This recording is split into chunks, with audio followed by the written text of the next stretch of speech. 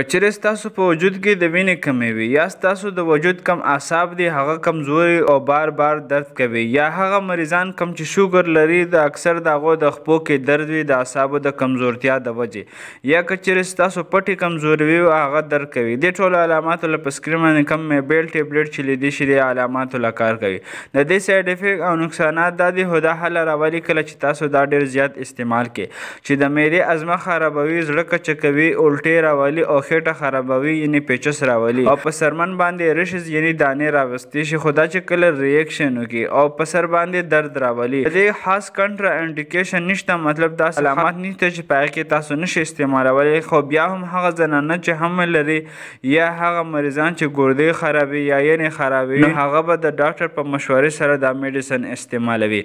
همدغه شان میډیسن انفارمیشن دپاره زموږ سره اوسئ او دا ویډیو در سره مخکې شیر کړئ. شکریه. الله حافظ.